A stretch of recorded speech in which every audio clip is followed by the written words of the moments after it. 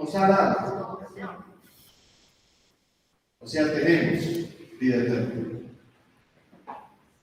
El 12, casi que nos lo aprendimos de memoria el domingo pasado. El que tiene al Hijo tiene la vida.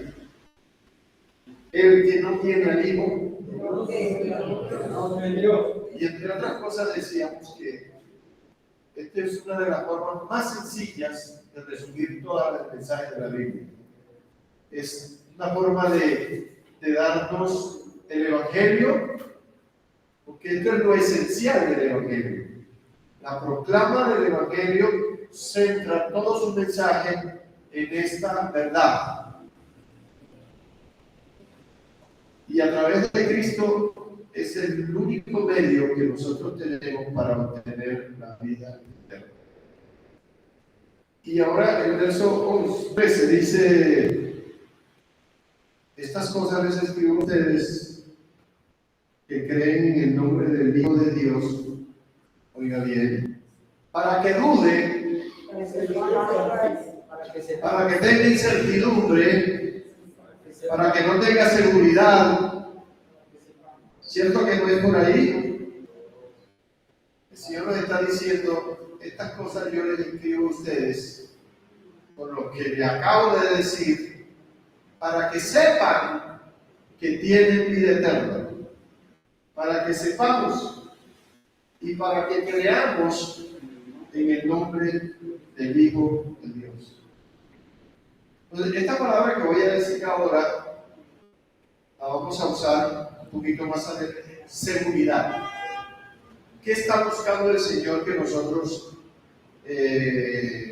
afiancemos o inculquemos o arraigamos? Seguridad.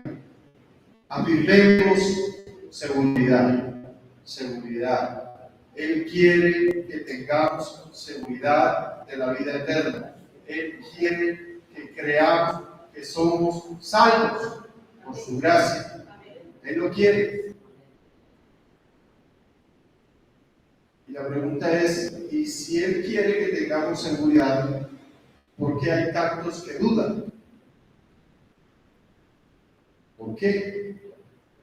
¿Será que sus caminos son demasiado torcidos como para pensar que no tienen vida eterna? Para pensar. El verso 20 dice: y sabemos que el Hijo de Dios ha venido y nos ha dado entendimiento. Esto es revelación. Esto es revelación. Para conocer al que es verdadero. La pregunta es: ¿cuántos dioses verdaderos hay? Uno. Entonces ya no hay dioses, sino Dios. Pasa del singular al plural. Entonces, por si no es idolatría, ¿cierto? Entonces, en plural solo hay un Dios. En la Biblia se gasta los salmos, sobre todo David, en decirnos que solamente hay un solo Dios verdadero. Y Juan está diciendo: ustedes necesitan seguridad. Ustedes necesitan seguridad de salvación. Ustedes necesitan saber quién es el Dios verdadero. Y también para entender que lo podemos conocer. Porque esa es la idea: conocer al único sabio Dios verdadero. Que lo conozcamos, que lo amemos, que lo anhelemos. Y dice también, y nos ha dado entendimiento para conocer al que es verdadero, y estamos, este plural es incluyente, estamos en el verdadero. ¿En quién?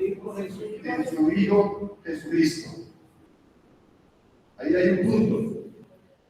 Para que paremos, tomemos aire, respiremos profundo. El verdadero ahora es Cristo el Señor. Nuestro Señor Jesucristo es el único verdadero. además de que es el único que salva. Amén. Y como dicen también, que sana, que libera, que protege, que bendice, que nos ama, nos amó y nos ama. Amén. Y ahí dice esta otra declaración, y este es ¿qué? El verdadero ¿qué? Dios y la vida eterna. Y esta es una declaración, hermano, cuando uno la entiende, cuando uno la medita, uno como cuando se toma un buen algo exquisito que te guste, un tinto, digo alguien por ahí, pues sí, yo lo iba a decir, pero de pronto a alguno no le gusta el tinto, ¿no? Pero es algo así, algo delicioso, algo que tú quedas extasiado, tú quedas saciado, lleno, seguro. Entonces, acuérdense, la palabra que vamos a utilizar muy seguido hoy es seguridad. Porque los tiempos no dan, estos tiempos que están viviendo, no dan sino para la duda, para la incertidumbre. Pero el Señor quiere que tengamos seguridad, que creamos que en medio de todo hay un Dios que está sentado en el trono, que gobierna y reina con todo poder y con toda autoridad, que todo lo que pasa en nuestras vidas, aún las cosas que no son tan buenas, Dios, ese Dios amoroso y bueno, la usa para nuestro bienestar, para nuestra bendición, para que nuestra santidad siga adelante y como dice la misma palabra, vamos adelante a la perfección. Vamos adelante. Amén, amén. Vamos adelante a la perfección. Voy a usar la misma palabra seguridad, el mismo espíritu que utiliza el apóstol Juan para imprimirnos ese poder, esa fuerza, a través de otra palabra que tiene que ver con la segunda venida de nuestro Señor Jesucristo. Lo voy a hacer un poco diferente porque de hecho, si tú lees Mateo 24, por ejemplo, que es un compendio completo de todo lo que tiene que ver con la segunda venida, y si además le agregan los textos paralelos del Evangelio de Marcos y el Evangelio de Lucas y algunas expresiones del apóstol Juan, ustedes van a tener un panorama completo. Y con Mateo 24 abierto y en el otro lado todo el libro de Apocalipsis abierto, usted tiene el panorama completo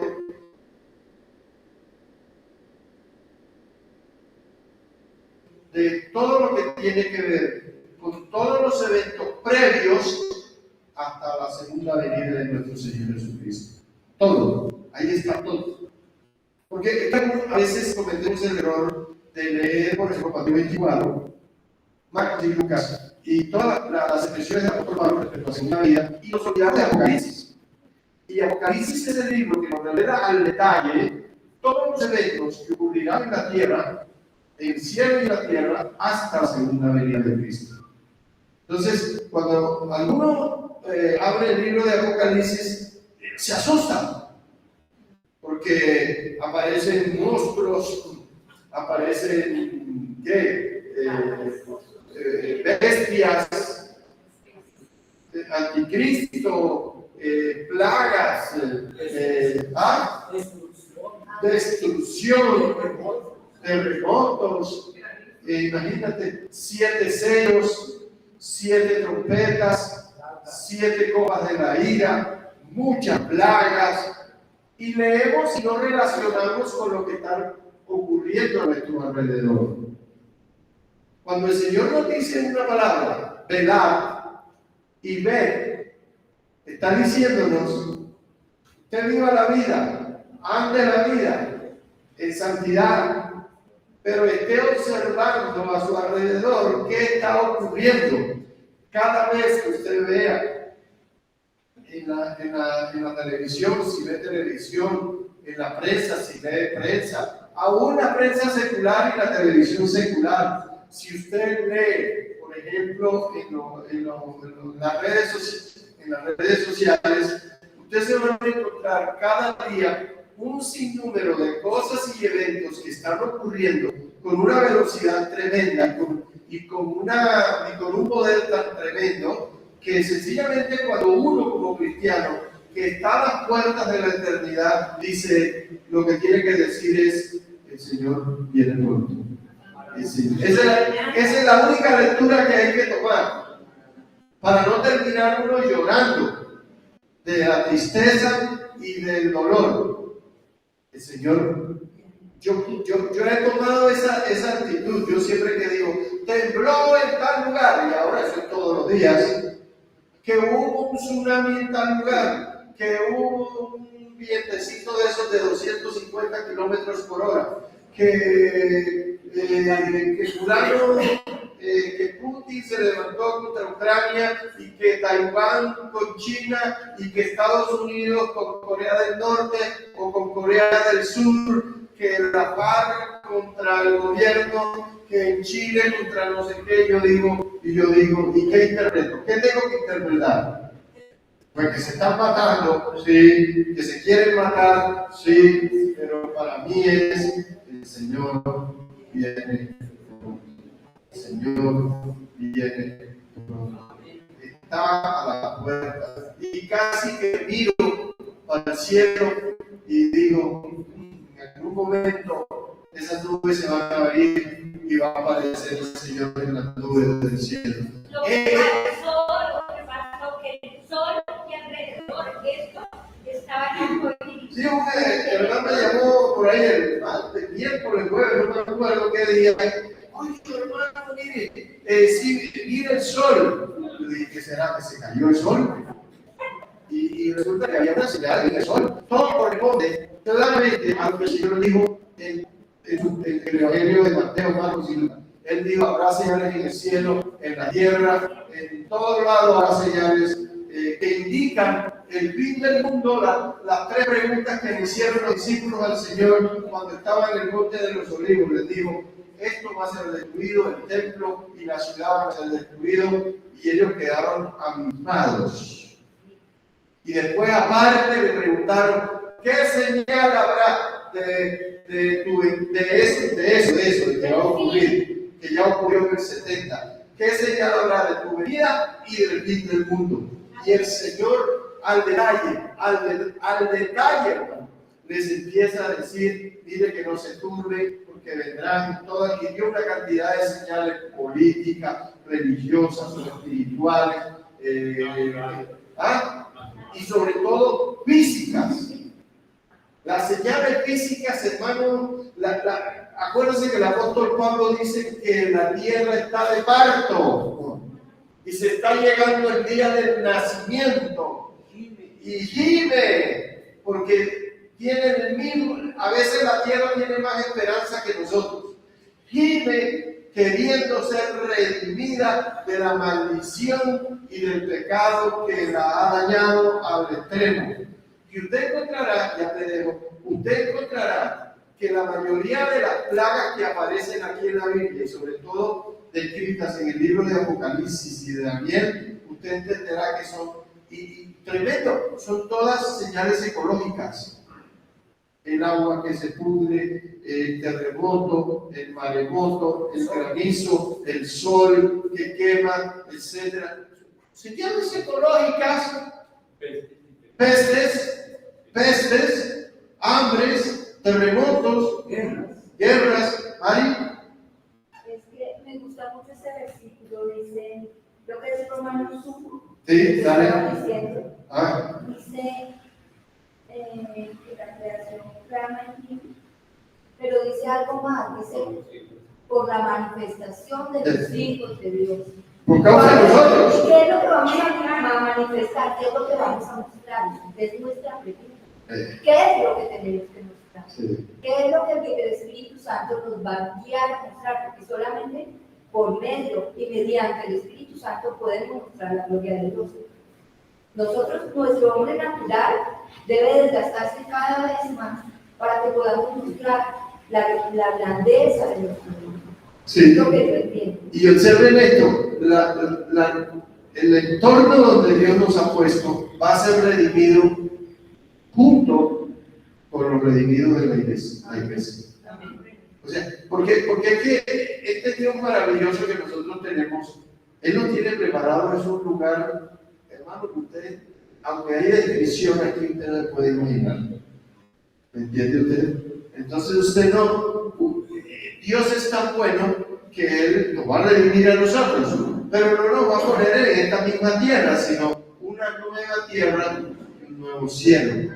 Todo va a ser restaurado, todo. Es decir, todo aquello que ha sido tocado por el diablo, por el pecado y por la muerte y con la maldición encima, todo, absolutamente todo va a ser restaurado. Todo eso se va a acabar. Todo eso. Y es lo que Dios tiene preparado para nosotros. Así que por eso he usado esta palabra, confianza. El Señor Jesús usó otra palabra, velar y llorar. Oiga esta otra. Velar y llorar. Para que sean tenidos por dignos de ese día. El velar es estar alerta. Estoy acordando de las 10 vírgenes que el Señor usó para darnos ese toque de alerta. Cómo debemos estar preparados, cómo debe estar nuestra medida de aceite, en dónde tenemos que tener puesta la mirada, a dónde tenemos que apuntar. Nos toque hacer lo que nos toque hacer: trabajar, crear una familia, casarse, darse en casamiento, yendo de aquí para allá, viajando, lo que sea. Pero nuestra expectativa, nuestra mirada tiene que estar puesta, como dice también la palabra, en el galardón completo. Y el galardón completo no es una cosa, es una persona. Es el Señor Jesucristo. A la larga, ¿para qué quiere ir usted al cielo? ¿Para qué quiere ir al cielo? ¿Para qué? ¿Para qué? Como decía yo la otra vez, que alguien me dijo a mí: ay, yo sí quiero ir al cielo para ir a ver a mi mamá.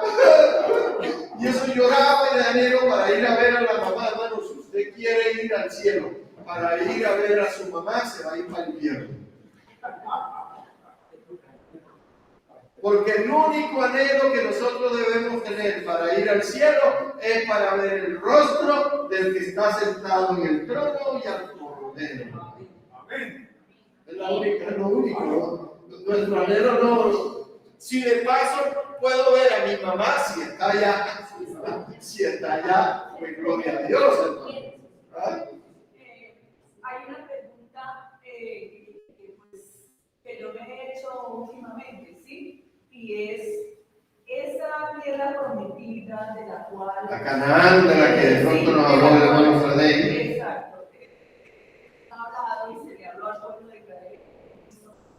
He estado pensando, ¿es la nueva Jerusalén? ¿Es la tierra nueva para todos los que... Sí, claro. Confianza en el Señor? Bueno, algunos dicen que es el cielo, otros dicen eso, que es la nueva tierra. Porque yo pregunto, ¿para qué va a crear Dios un cielo nuevo y una tierra nueva si no es para habitarla?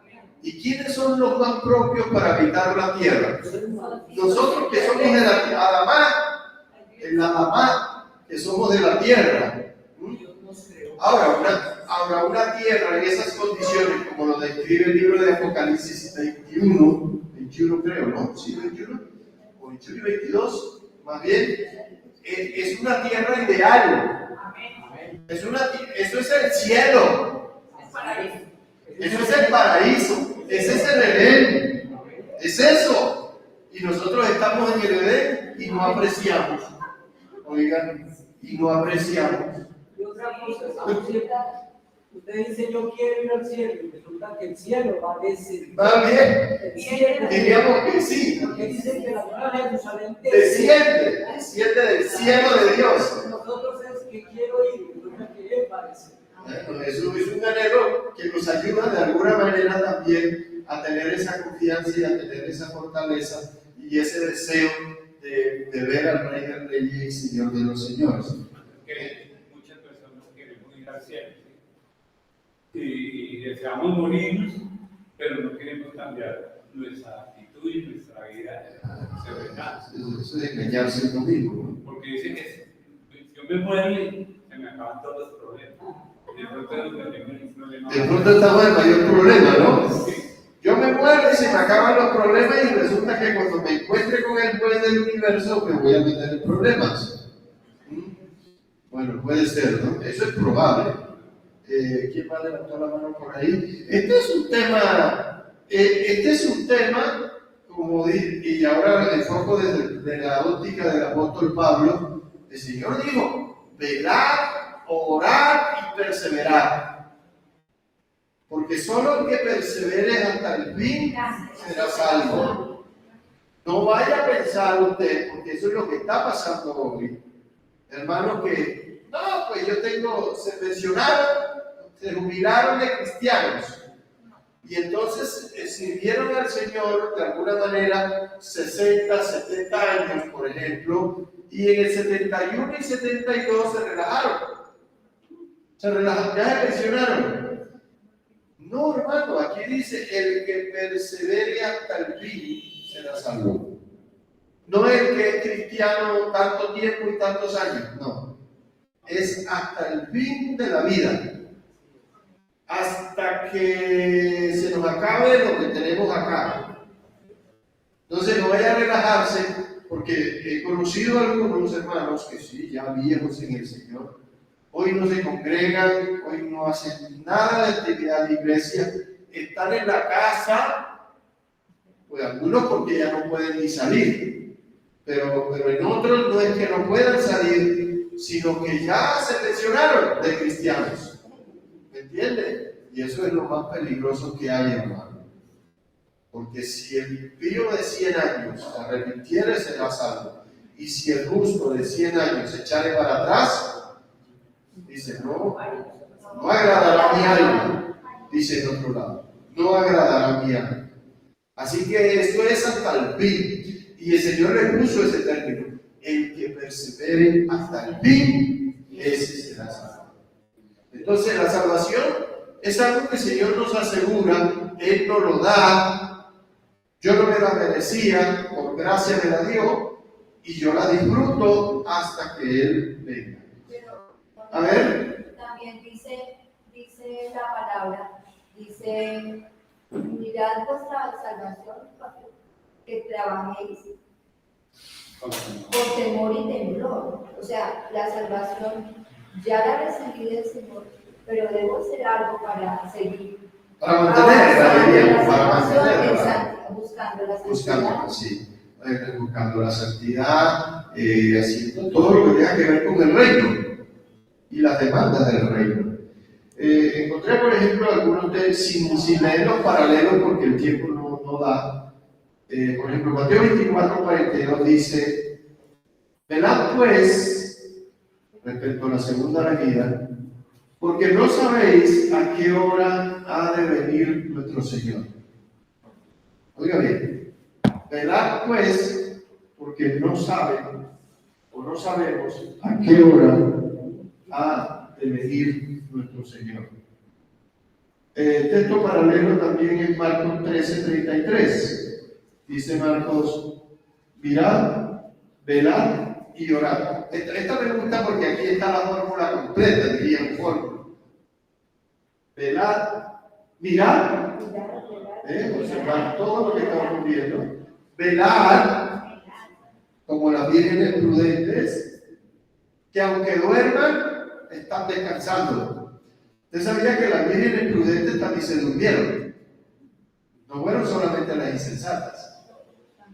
Velad, mirad y orad. Porque el Señor en otra parte dice, oren para que vuestra huida no sea en invierno o en día de reposo. Y uno dice, espera un momentico. O sea que, ¿cómo debemos orar? Que no sea en invierno o en día de reposo. ¿Qué pasaba en el invierno o en el día de reposo? No había. Bueno, en invierno es feo salir corriendo en calzoncillos, sobre todo si está temblando o lloviendo, es muy feo, da mucho frío.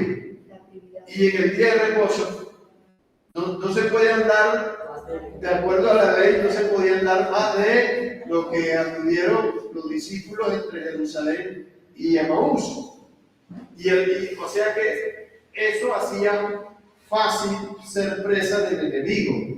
Y en la historia de Israel pasó, sobre todo en la guerra de los 6 días. Y en el tiempo ese que todos los enemigos de Israel, ellos dijeron, ataquémoslos el día de reposo, porque ellos no pueden hacer nada.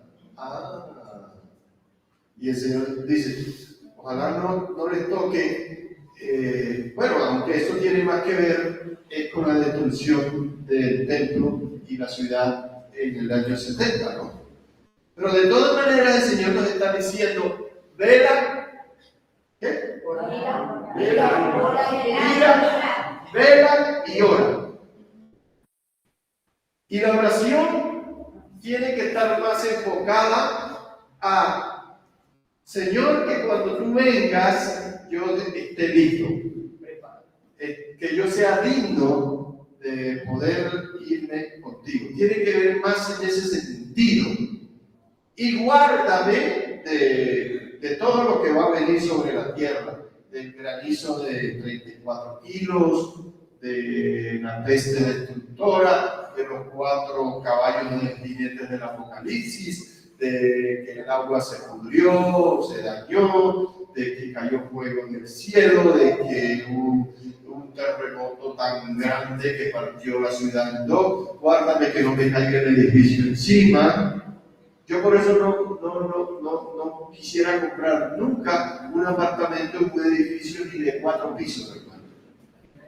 Sí, claro, porque imagínense esos terremotos que aparecen ahí, hermano, que dicen que dividen parte de la ciudad en 2. Hermano, eso es un riesgo. Es mejor una carpita por ahí, eso que si se cae la carpa, pues te queda de cobija. Pero no un edificio, hermano, de Daniel Orlando que vive en el 20 y pico. Bueno, el consuelo de Daniel Orlando es que él le cae encima a los demás. Entonces no tiene ningún problema.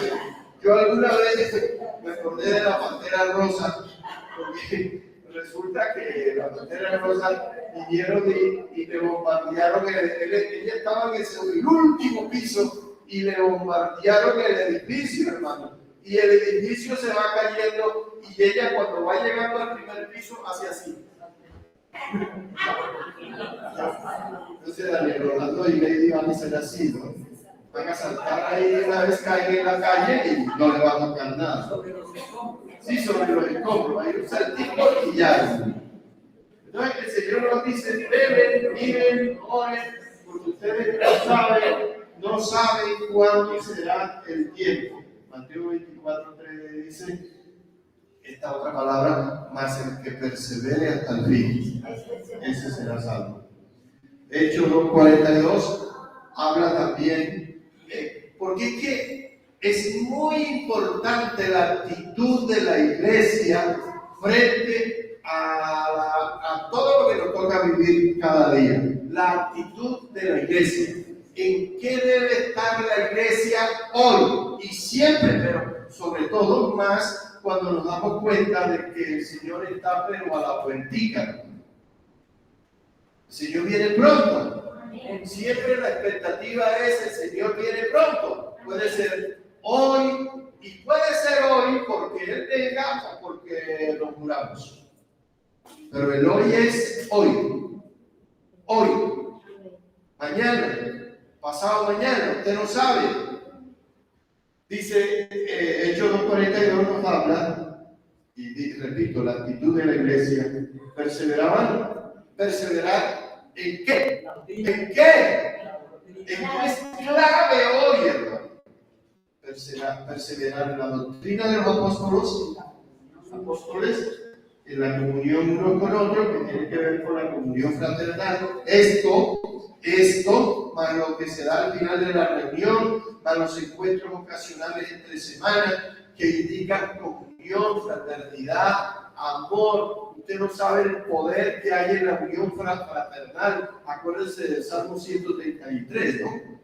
Mirad cuán bueno, cuán delicioso. Usted tiene que disfrutar eso. Si a usted le produce rasquiña o piquiña una reunión, algo está pasando. Usted tiene prurito. Emanuel dice pica, pica, pica. Emanuel le pica, entonces cuando le rasca, él dice pica. Entonces uno tiene que correr con la uña y rascarle.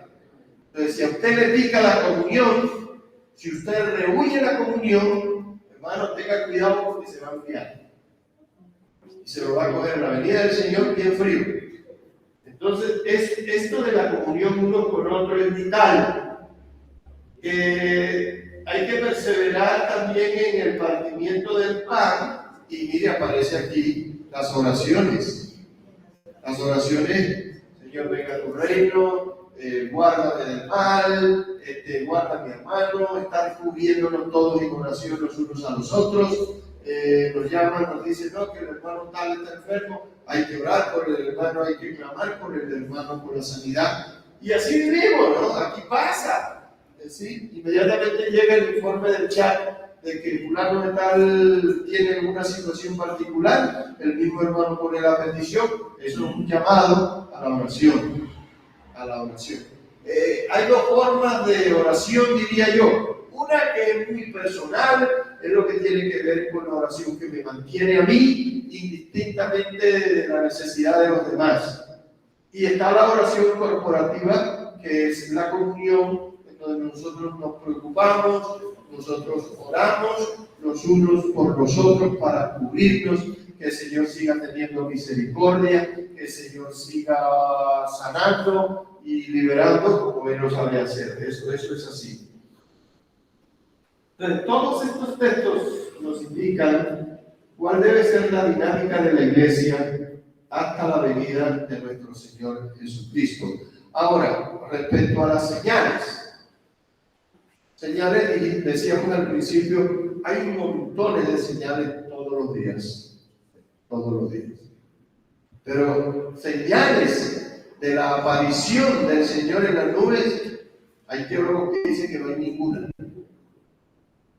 Porque no se sabe el día, no se sabe la hora, no se sabe el minuto, no se sabe el año, dice ninguna. Y el Señor también dijo que Él vendría como ladrón en la noche. Y dijo que vendría de repente, cuando nadie lo esté esperando. Y ahí donde la iglesia tiene que estar en esa actitud correcta, precisa, para que no le pare orejas a los muchos falsos, como el Señor dice ahí en Mateo, dice, las señales son espirituales, falsos profetas, falsos maestros, falsos cristos, falsos mesías. Aquí hay algunos que creen que Pedro es el Mesías. Algunos están convencidos de eso. Otros están convencidos que es uno que apareció por allá en Israel. Y así sucesivamente. Eso va a seguir apareciendo cada vez. En la medida en que nos presentemos hacia la segunda venida, esas señales van a aumentar. Cada vez van a ser mayores los falsos.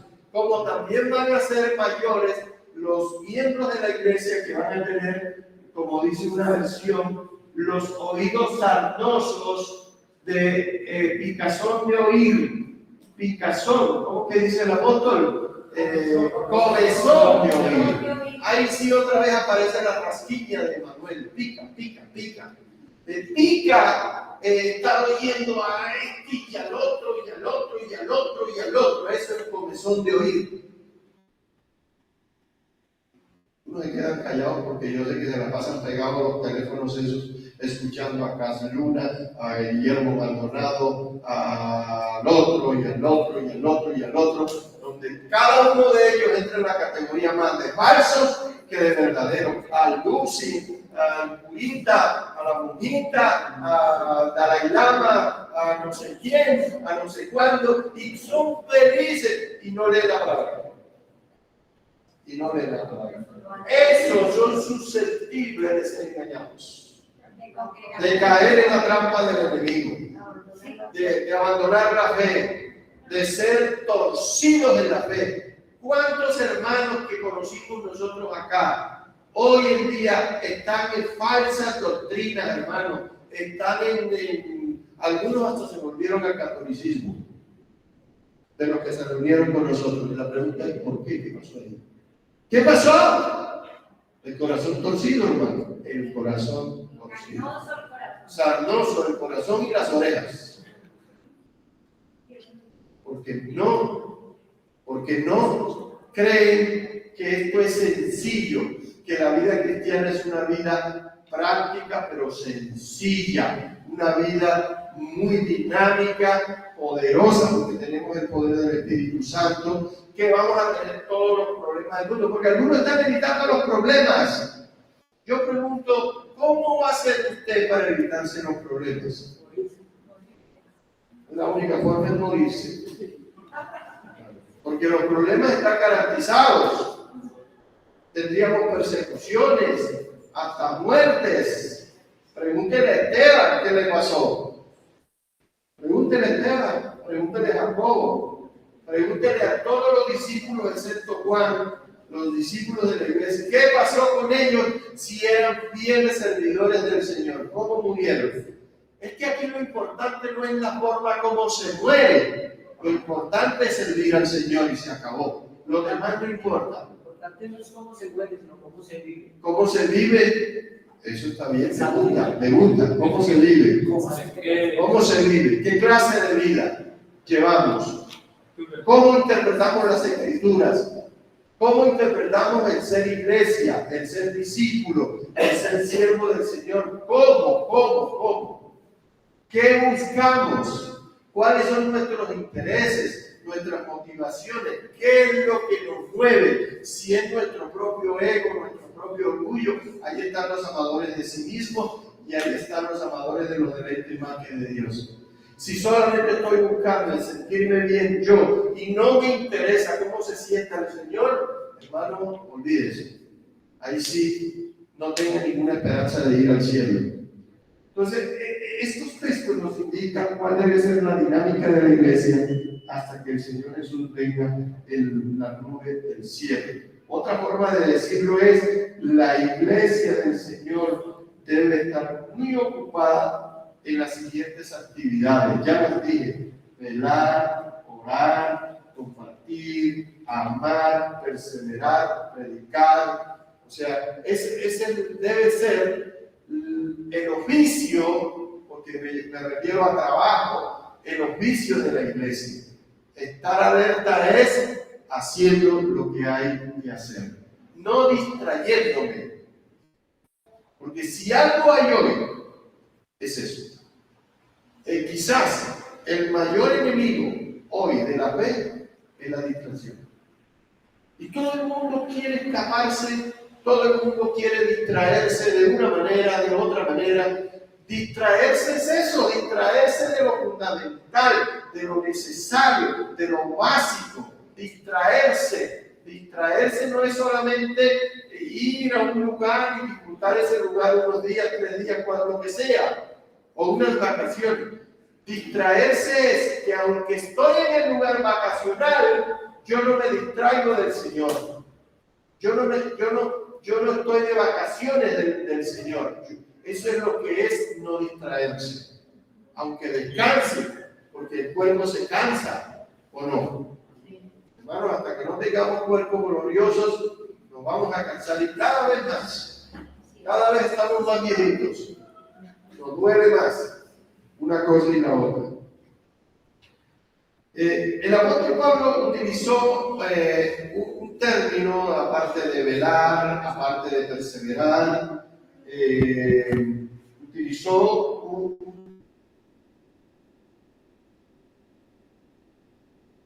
término semejante en 1 Tesalonicenses 4:18. Por favor, vamos a cantar.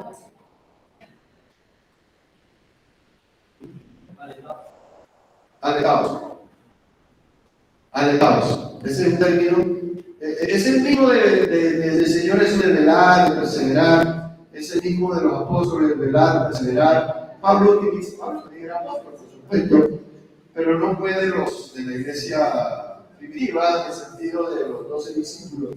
Pero Pablo está diciendo, ¿cómo dice? Por tanto, alentaos los unos a los otros con esta palabra. ¿Y de qué viene hablando el apóstol Pablo ahí? Ahí en Primera de Tesalonicenses. Mira el título que aparece en la Reina Valera. La venida del Señor está cerca, ¿cierto? La venida del Señor, la segunda venida. Él viene y quizás es el texto que nos revela con mayor claridad cómo va a ser este evento y qué, porque aquí aparece, en ese texto aparece el rapto de la iglesia, ¿sí? Aparece la resurrección de los muertos, cosa que es una doctrina que hoy en día hay mucha gente que duda de eso. Hermano, si usted duda del rapto o arrebatamiento, y si usted duda de la resurrección, a usted no le sirve ser cristiano para nada. Porque este es fundamental, la creencia fundamental de la iglesia, es la esperanza bienaventurada, como dice el apóstol. ¿Me entiende? Usted tiene que afianzar su vida en esta esperanza, y Pablo dice, hablen de eso, aliéntense los unos a los otros con esto, porque cada situación, es como por decir algo hipotético, Nelson está en una situación difícil y entonces yo le digo, oye hermano, ánimo, el Señor viene pronto. De alguna forma como decirle, tus problemas se van a acabar rápido. Es una forma de decirnos, animarnos los unos a los otros, enfrentando cualquier tipo de situaciones. No se preocupe, hermano, el Señor viene pronto, hay galardón, hay premio, hay esperanza. Algún día usted va a descansar de esta situación. No hay desierto que dure 40 años o más de 40 años. Tranquilo, tenga fe, anímese, hermano. ¿Ah? Y sí, máximo 40.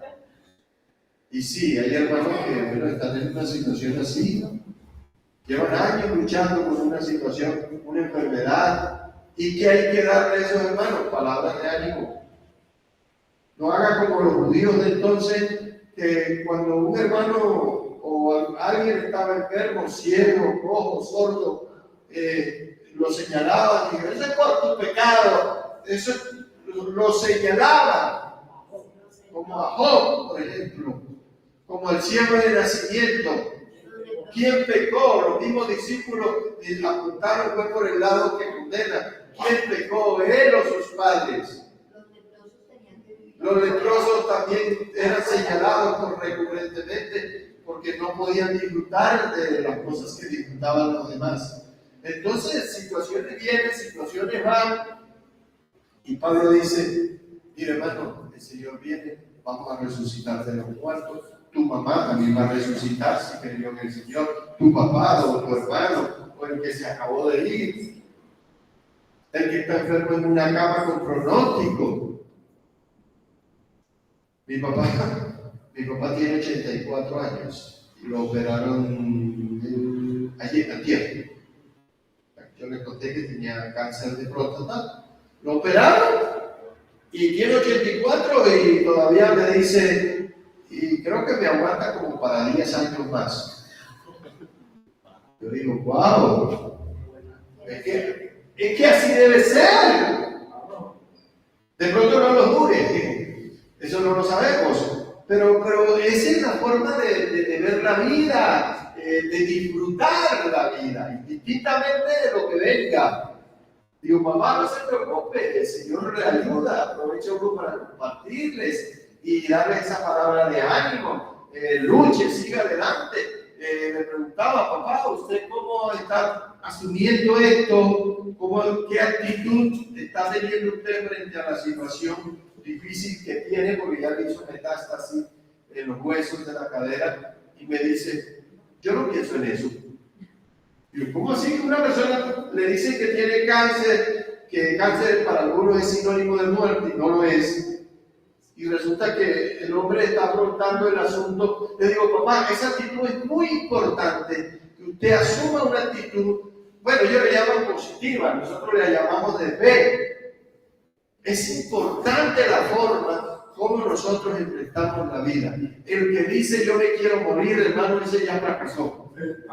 Está listo, está listo, está listo para el hueco. Usted venga lo que venga y diga en el nombre del Señor, yo me levanto de aquí y yo enfrento esto y yo sigo adelante y hago la vida y me gusta la vida y quiero disfrutar la vida. Porque el desánimo viene. ¿O no? No me diga que si le duele por aquí o le duele por acá, no tiende usted a desanimarse, o si perdió el empleo, qué sé yo, o se fue un familiar. Bueno, olvídese, somos humanos, no somos robots. Entonces, pero es muy importante la forma como nosotros tomamos esto para poder uno tener esa fuerza, ese poder y esa energía que nos da el Señor y la fe que el Señor nos da para enfrentar la situación que venga sobre nuestra vida. Incluso al diablo, que algunos ni lo nombran. El diablo a veces, mire cómo pasó la vida de Job. Y Job no estaba buscando que el diablo viniera y le quitara todo, pero vino. Pero nunca vino fuera de la voluntad de Dios. Nunca vienen las cosas fuera de la voluntad de Dios. Vienen porque el Señor lo dispone. Él es el Señor, Él es el soberano. Él decide qué manda sobre cada cual y Él sabe hasta dónde podemos llegar cada cual también. Dice que Él no nos va a mandar pruebas más difíciles que nosotros no podamos soportar. Así que el Señor es bueno, hermano. Entonces, bebe, aliéntese, hable, haga tema de conversación, la segunda venida. Eso es lo que Pablo nos está diciendo aquí. Aliéntense. Les acabé de decir que el Señor viene, que hay rapto, que hay arrebatamiento, que hay resurrección, que el Señor viene por nosotros, que el Señor va a poner orden en este desorden que hay. Entonces dice, aliéntense, conversen, charlen, lean, estudien sobre ese tema para que su fe no decaiga. Y entonces Pablo, cuando hace este énfasis muy particular en la segunda venida, nos está diciendo, aunque el mundo se caiga a nuestro alrededor, yo estoy firme. Yo estoy sobre la roca. Ya sabes quién es la roca. Yo estoy sobre la roca que es inconmovible. Yo puedo caminar sobre las aguas. Yo puedo. Eso no es positivismo, esto es fe. Porque hoy en día hay más positivismo en la iglesia que fe, desafortunadamente. Y con la ayuda del Espíritu Santo, pues por supuesto que vamos a poder seguir adelante.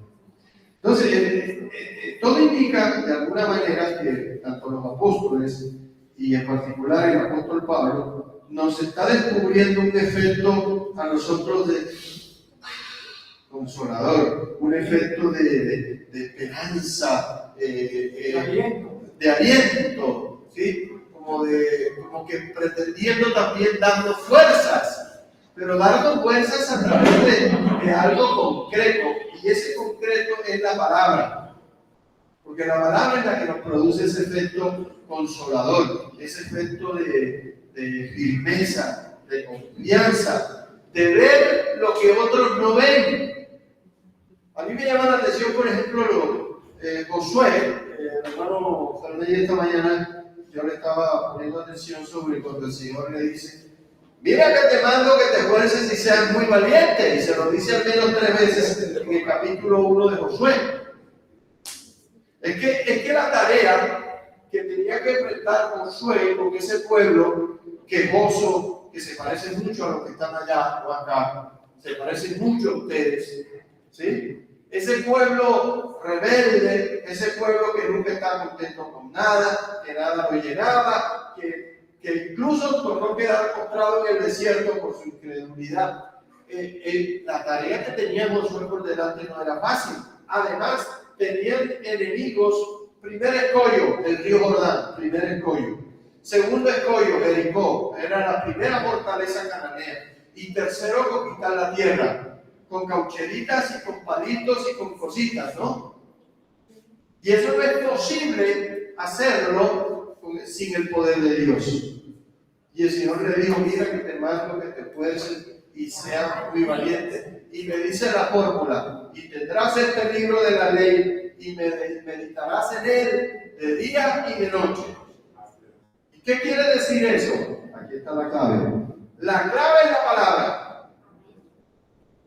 La clave es la palabra. Y Josué, a mí me llama la atención de Josué, es la sensibilidad espiritual que tenía Josué.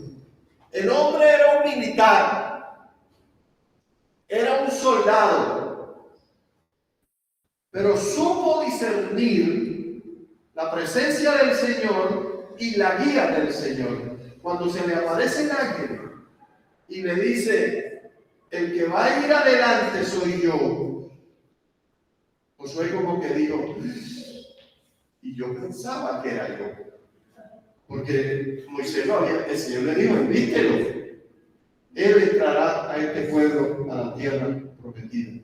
Entonces Moisés, una persona con discernimiento espiritual como él, entendió que lo básico aquí era no la espada, sino oír la voz de Dios. Y eso es clave, hermano. Es clave a la hora de nosotros poder enfrentar la vida, los problemas y los enemigos que a veces entendemos que son más poderosos que nosotros. En definitiva, el diablo es más poderoso que usted. ¿Sabía eso? Los demonios son más poderosos que usted. Pero ¿cómo nos podemos someter? Pues sometiéndonos nosotros. Someteos pues a Dios, resistir al diablo y huirá de vosotros. Pedro nos da esa clave. Pedro nos da esa clave. Entonces, la sensibilidad espiritual, cuando el Señor nos dice, mira alrededor y tú empiezas a ver solo problemas y empiezas a ver que es imposible, que no se puede, que el gobierno no responde, que hay inseguridad por aquí, que hay un terremoto por acá. Ahorita mismo tenemos la expectativa aquí en Colombia que el Nevado de Ruiz se va a explotar. Hermano, en cualquier momento eso explota. Pero que no pase lo que pasó en el 85, hablando ya a la iglesia con la advertencia que el Señor nos da de estar velando, de estar orando y de estar perseverando. Mire, estaba leyendo la historia, hubo un profesor de sociales que de alguna manera terminó mejor que un geólogo, porque él empezó a observar el nevado y empezó a hacer estudios y a sacar muestras y empezó a decir a la gente como si fuese un profeta y no era cristiano de que ese volcán iba a explotar en cualquier momento. Y lo tuvieron por loco, le sellaron, en ese tiempo no había redes sociales, pero le prohibieron de que estuviera difundiendo ese tipo de temores en la sociedad. Y les advirtió. Y leí que un pastor de una comunidad pentecostal en ese pueblo, que entre otras cosas se caracterizaba porque había mucha brujería y mucha hechicería en esos pueblos y que todavía persiste. Un hermano dice que el Señor lo despertó, el pastor de una iglesia pentecostal de más o menos unos 100 miembros, y el Señor le dijo, salgan y busquen una zona más alta en donde se fue. Y este hermano, igual que este profesor, advirtiendo, salió a las 3 de la mañana a advertirle a los hermanos que se fueran al lugar más alto. En ese tiempo había un noticiero que se llama Krypton, me acuerdo bien, noticiero Krypton. Dice, hay una toma en donde ven a unas personas en una colina. Eran estos hermanos que fueron advertidos por el Señor que salieran de Sodoma porque el Señor la iba a destruir. Y se salvaron. Casi todos los hermanos se salvaron. El que no quiso salir o que no creyó, como no le creyeron a este profesor, y todavía Los geólogos mismos están admirados de que cómo este hombre supo, cuando tan difícil es todavía hoy, con todos los medios, de predecir una erupción del volcán. Todavía no lo pueden decir. Y sin embargo este hombre le acertó al asunto, vean. Y eso creo yo es la misericordia del Señor también y la sabiduría del Señor revelando cosas. Entonces, hermanos, que no seamos como los que no creyeron la advertencia de que el Señor viene pronto y que tienen que salir de Sodoma. Y ahí hay una advertencia en el Apocalipsis que el Señor le dice a salir de medio de ellos, de Babilonia. Salgan de Babilonia. Y salir no es irse a una montaña, volverse una seta y irse a meter a una cueva. No, salir es, primero, salir de acá dentro del corazón. De decir, yo prefiero creer la palabra del Señor, que me dice, aunque esté en medio de lobos, aunque esté en medio, estar aislado, es no tener comunión, compartir. Alguien dijo una palabra por acá, contaminarse con esa corriente de este mundo que lleva el camino ancho, que lleva a la perdición. Entonces, hermano, no olvidemos que de lo que tenemos que hablar y hacer tema de conversación, enseñar en la iglesia, compartir los unos a los otros, tiene que ver no solamente con la doctrina de la segunda venida, que incluye la santidad, que dice la palabra que sin santidad nadie verá al Señor, incluye el tema de la resurrección, del rapto y de la glorificación. Y el Pablo nos dice una y otra vez, hablen de eso muy seguido en sus temas de conversación. Recuérdenlo siempre. Mire, yo lo digo al Edén. Hay tanta cosa que mandan ahí al chat del Edén. La enseñanza del burro y el perro. O del caballo y el tal. Y el pensamiento de fulano y de fulano, a veces ponen a Mahoma, a veces ponen al Dalai Lama, a veces ponen a Gandhi. En el chat del Edén. Hermano, aquí el Señor nos está diciendo, pongan en el Edén palabra de Dios. Pongan en el Edén, en donde usted le dice también allá, como responsable también por la iglesia, póngale en el Edén mensajes que tengan que ver con la santidad, mensajes que tengan que ver con la segunda venida, con el rapto, con el arrebatamiento, llámelo como quiera. No trate en alguna manera, porque fíjense que yo no lo voy a mencionar hasta ahora. No trate de fijar posiciones, sino los hechos. El hecho es que el Señor viene. Punto. Porque si yo caigo en el tema de que es que el Señor viene 7 años antes de la gran tribulación. Y me mato con el hermano Nelson por eso. O María o Pedro. Pero no, porque es que el Señor dice que eso es en la mitad de la gran tribulación. Y me mato por eso. O creo que viene al final de la gran tribulación. Y me mato por eso con los hermanos. No estoy creando unidad, sino división. ¿Me entiendes? Al final de las posiciones teológicas que hay sobre el arrebatamiento, sobre la segunda venida, al final 2 son falsas y una es verdadera. Punto. Y eso lo va a demostrar en el Señor. Usted sencillamente créale al Señor que viene, estudie las posiciones teológicas si quiere, todas las que quiera, haga seminario, vaya 10 años, estudie 50 años sobre eso si quiere. No hay ningún problema con eso. El problema es pelear por eso, matarnos por eso, dividirnos por eso. Yo digo, Señor, tú vienes. Marcelo nos enseñaba y él decía, Aquí el problema no es cuándo viene el Señor. El problema es si estoy preparado. Ese es el problema. Ese es el problema que hay que resolver. Y que seamos ¿cómo termina el Apocalipsis del apóstol Juan?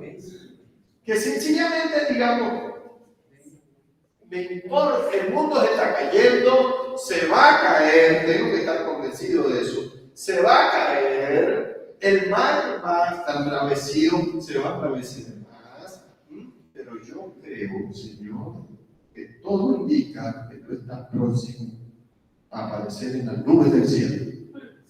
Y ahí me afirmo, esa es la roca, esa es la barca, ese es el arca. Confía en el Señor.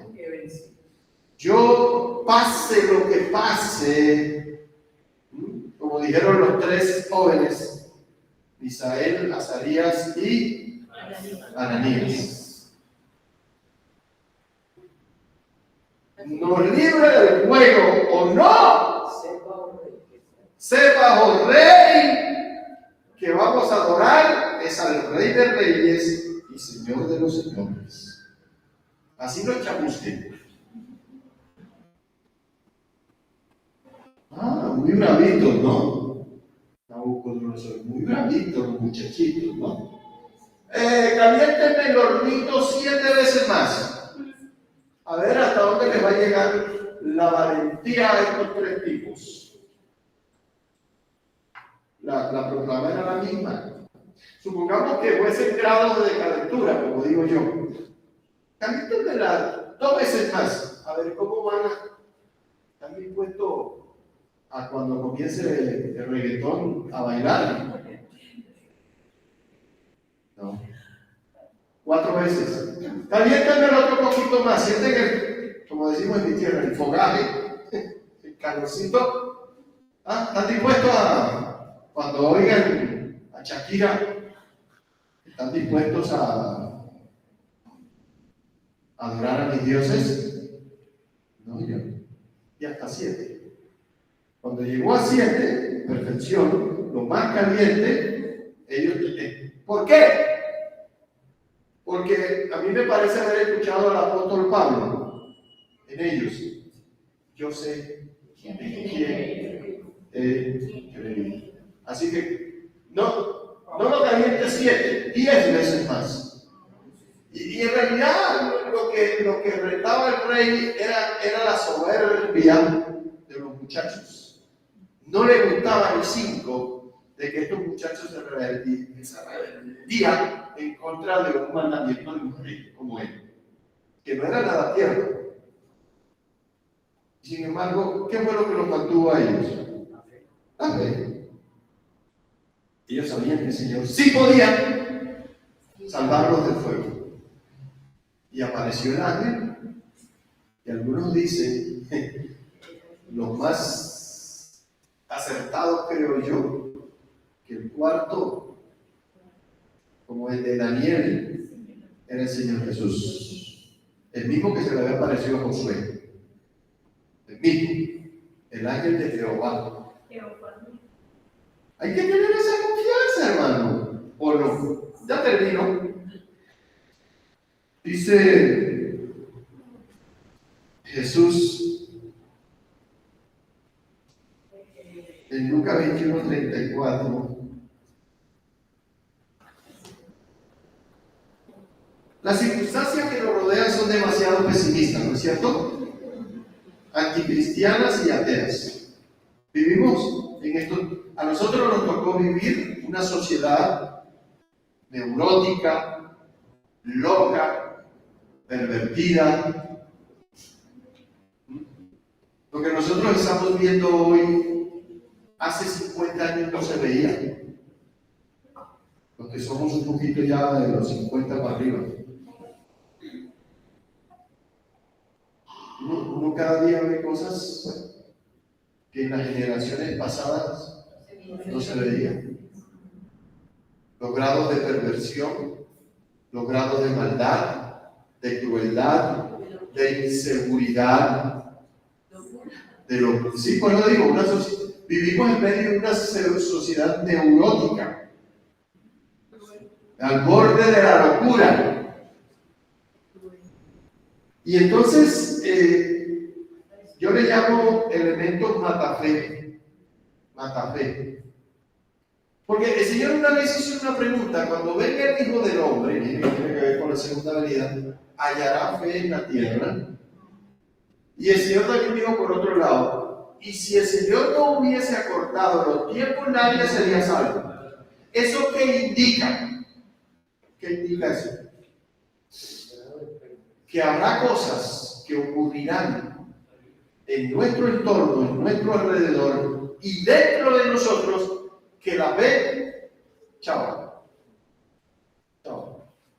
Y acuérdense que esta mañana el Señor me estaba recordando eso. Porque el Señor le dijo a los discípulos en una oportunidad: si usted tuviera fe del tamaño de un grano de mostaza, ustedes le pueden decir al monte: desarráigate y plántate en el mar, sí, y será hecho. O sea que la fe, para bajar el cielo a la tierra, digámoslo así de esa manera, con el tamaño de un grano de mostaza alcanza. Y el Señor le hacía entender que un grano de mostaza es pequeñito, pero se puede ver. ¿Me entiende usted eso? Esta es una interpretación de lo que el Señor me mostraba a mí respecto a la fe, que es tan pequeña, pero tan poderosa, que puede transportar montes. Pero a veces la fe de uno no da para ser del tamaño de un grano de mostaza. Porque esas mismas circunstancias, mata fe, no la roban, atentan contra ella. Y llega a un punto en que uno dice: ¿será? ¿Será? Y hasta duda de la misericordia del Señor, duda de la palabra, duda de la esposa, del esposo, del pastor o del hermano. Uno duda. Me pasó cuando me dio el infarto, y llegué a un punto en que yo dudé, porque uno oye: no, que yo vi un ángel del Señor que se le apareció al borde de la cama y le habló y le dijo: no te preocupes, vas a salir adelante, vas a vencer el mundo entero. ¿Me entiendes? Te voy a quitar esa mujer de encima, ese marido de encima. ¿Me entiendes? Otro ve en el túnel. La luz. Otros oyen voces que el Señor les habla y les recuerda las Escrituras de una manera celestial. Y cuando yo no vi nada de eso, yo dije: uy, ¿qué creo yo? Otros van al cielo y al infierno. Y sí, esas cosas han pasado, pero a mí no me pasó. Yo no vi, mire hermano, ni vi ni sentí nada, excepto, y hasta con esto lo entendí, todavía lo estoy viendo, la palabrita del Señor que me mandaba el hermano fulano, el hermano fulano y el hermano fulano. Como dice Manuel: hermano, para indicar los hermanos de Jacob. Él no sabe decir los nombres y él dice: hermano. Eran 11 y un día me los conté y iba por 15. Bueno. Y ahí el Señor me iluminó una palabra. De acuerdo a la que me mandó Mauricio. Salmo. Confía en el Señor. Algo así. Y entonces uno está esperando esas experiencias sobrenaturales allá. Y, bueno, y entonces yo dije, ¿y yo entonces en qué creo? Pero tenía una confianza, no sé, en la paz, en lo que yo les hablaba, la paz que sobrepasa todo entendimiento. Esa sí la sentí. Yo dije, hasta el final hice la oración y yo dije, Señor, que pase lo que pase. Si me muero, estás en tu derecho. Y si no, gracias por tu misericordia. Y en eso he basado mi vida de aquí en adelante y a mí no. Pues sí, a veces me siento mal. Yo le contaba a un hermano, a Marcelo le contaba, a veces no me dan ganas de hacer nada. Pero hermano, ¿qué hago con esto? Hermano, enfrenté esta mañana no los decía, enfrentarlo, hermano. Es que a veces el enemigo es eso. El desánimo es un enemigo, ¿sabía usted? El desánimo viene directamente del infierno. Y es tan malo como caerse del caballo y romperse una pierna. O estar enfermo. Entonces uno tiene que discernir la mano de quién está obrando y en ese momento acudir a la roca eterna que el Señor nos ha dado, a la guía del Espíritu Santo y decir, Señor, yo no veo nada, no necesito ver nada, yo no oigo nada, no necesito oír nada, necesito tener esa fe pequeñita que me hace caminar sobre las aguas. Pase o no pase, vea o no vea, y tener la mirada puesta en el galardón, como decía esta mañana. La mirada puesta fija en la vida eterna, en Jesús. Y es que Juan, claro, es todo un proceso, ¿no? Pero cuando yo leí Juan capítulo 4, ahí en medio de mi crisis también, yo vi el cielo abierto, porque Juan dice, vi el cielo abierto, yo vi el cielo abierto y al que está sentado en el trono. Yo dije, Arturo, tú no necesitas ver nada más. Vea esto. Y es una descripción gráfica de la realidad, hermano. Esto no era una ilusión óptica, era la realidad. Juan vio el cielo abierto y vio al que estaba sentado en el trono y se empieza a desarrollar Apocalipsis de todo lo que vio ahí. Esteban vio el cielo abierto. Isaías 6 vio el cielo abierto. Jacob en la escalerita vio allá arriba a alguien. Hermano, el trono no está vacío. El trono no está vacío. Olvídense. Allá alguien sentado en él y tiene como dice Marcelo muchas veces, me lo digo acá, tiene la sartén por el mango, hermano. Nada ocurre que no sea dispuesto ahí en ese trono, hermano. ¿Usted cree que Dios se descuidó conmigo o contigo o lo que está pasando en Colombia y en el mundo entero? Jamás, hermano. Jamás. Él es Rey de Reyes, es Señor de los señores, gobierna con poder y gobierna con autoridad. Hermano, y si tú ves así chiquitica o más chiquitica, que es invisible, porque de ahí del grano de mostaza para abajo se vuelve todo invisible, pero está, hay fe. Hubo alguien que le dijo al Señor, creo que era el hijo que lo cogía el espíritu y lo volvía y lo tiraba, ¿se acuerda? Y él le dijo, Señor, ayuda a mi incredulidad. Mire la fe de esta. Ayuda a mi incredulidad. ¿Cómo así que va a ayudar la incredulidad? Es que no creo. Yo te pongo un poquito de fe. Yo te pongo un poquito de fe. A casi todos los que fueron al Señor Jesús les procuraba siempre activar la fe. A Bartimeo, a los ciegos, ¿qué quieres que te haga? El Señor le potenciaba la fe. Que pueda verse. Está paralítico. El Señor puede pararlo de ahí. siempre les potenció la fe. Por eso les preguntaba, ¿qué quieres que te haga? Para que las cosas funcionaran, para que lo imposible fuera posible.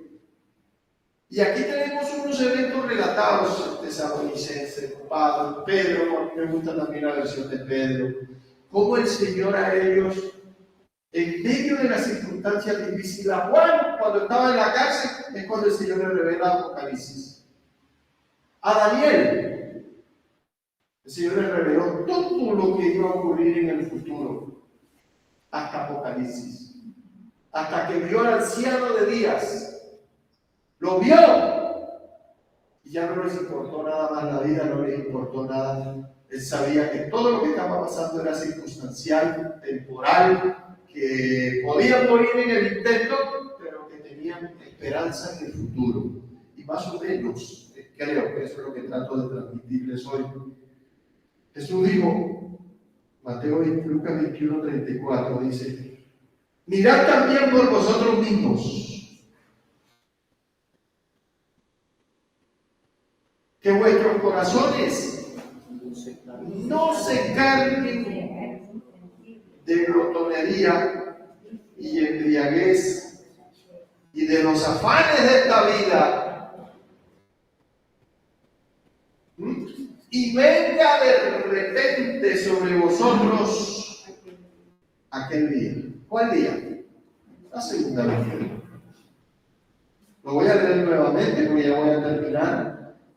Dijo el Señor Jesús en Lucas 21, miren también por ustedes mismos, porque aquí aparecen esos elementos que yo llamo matafe,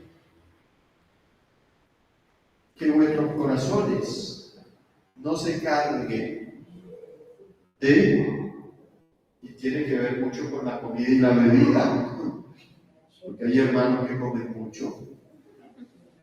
Orlando, Nelson, Cristian, Brian, Arturo, Heriberto, María, José, Carlos, Juana, glotonerías y en realidad placeres de la vida. ¿Quieren que les diga? Ojo por los amadores de sí mismo y de los deberes. Y de los afanes. Esta me gusta porque los afanes de esta vida son los que más estrés producen y son los que también producen más infartos. ¿Cierto, Mauricio? A los doctores acá. Dicen que uno de los mayores marcadores de los infartos del corazón es el estrés. Y yo le digo, el estrés es 4, es 5, es 6. Porque eso tiene que ver con las preocupaciones.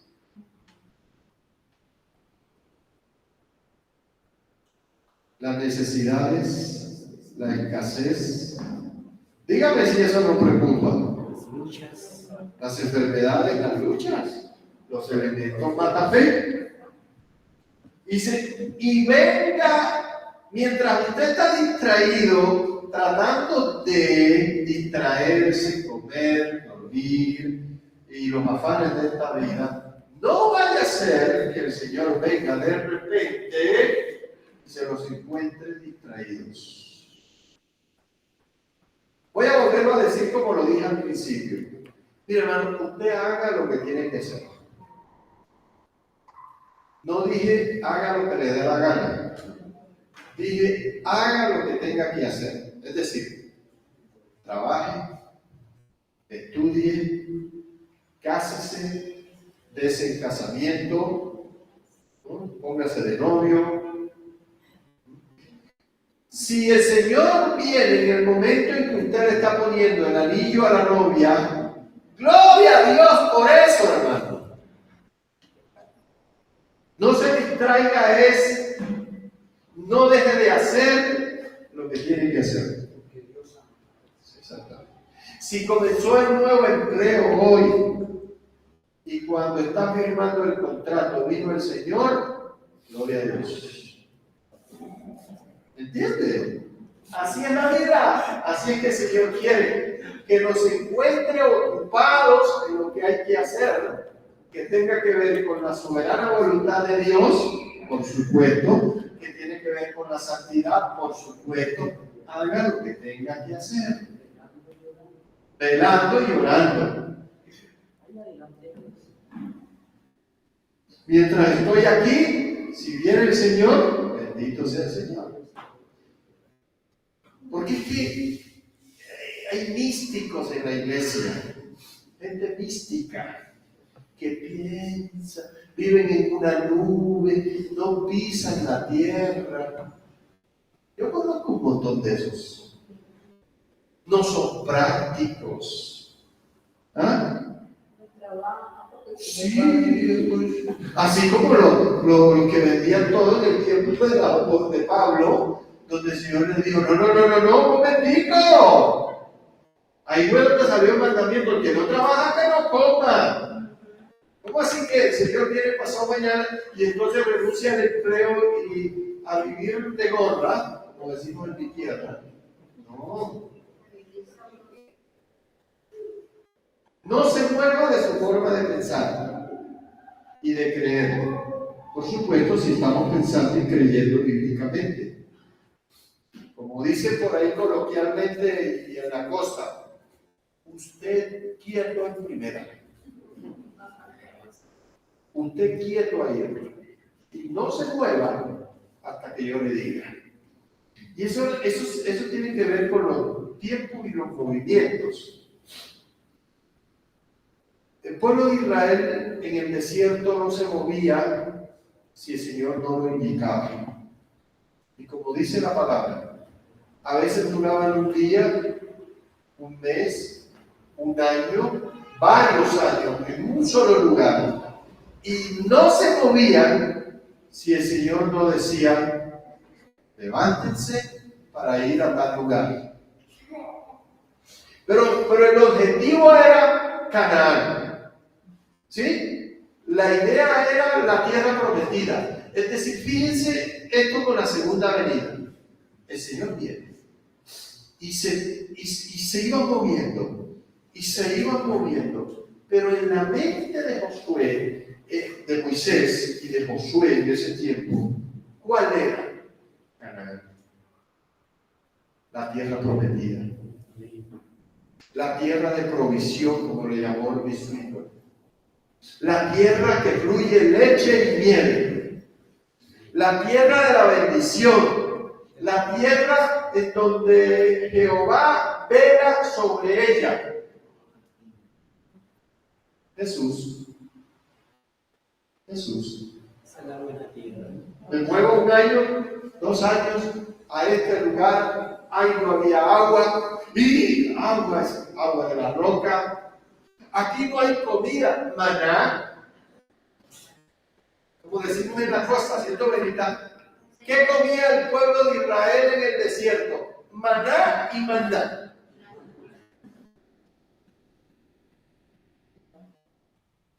Pero cuando nosotros nos movemos en los tiempos del Señor, que la tierra se abra, que la tierra se mueva, que se caiga lo que se tenga que caer, porque yo voy a la voluntad del Señor. Esta es la idea de Pablo. Esta es la idea del Señor.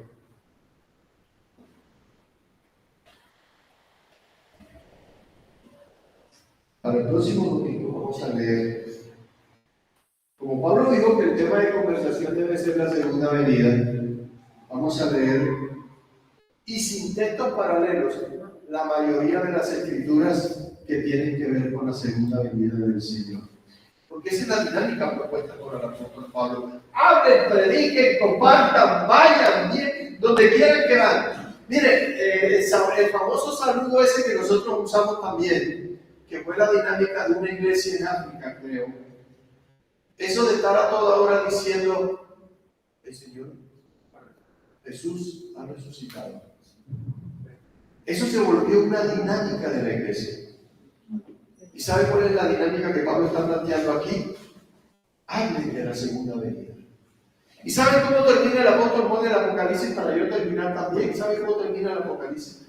Léalo en el Apocalipsis 22. Dice el Señor, ciertamente vengo en breve. Y la iglesia y la esposa del Cordero, ahí dice así, la iglesia y la esposa del Cordero recurrentemente, permanentemente debe estar orando. El ver Señor Jesús no es un deseo, es una oración. Léalo y verá. ¿Y cómo dice? ¿Cómo dice ahí donde dice, y la esposa y el espíritu y la iglesia dicen, ven? Eso es lo mismo de Maranata.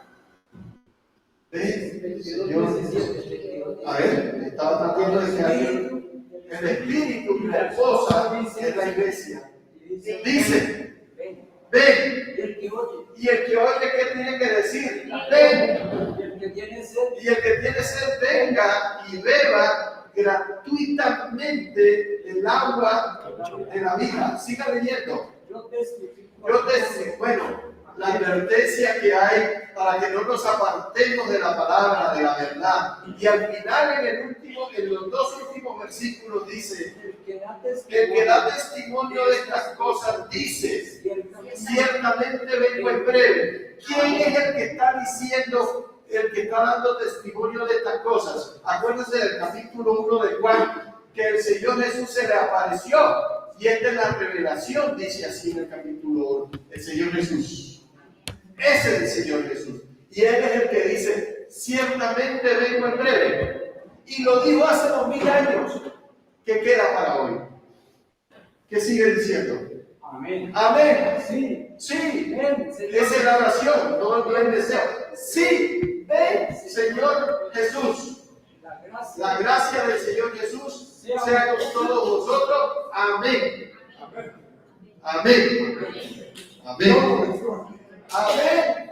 Démosle un aplauso al Señor.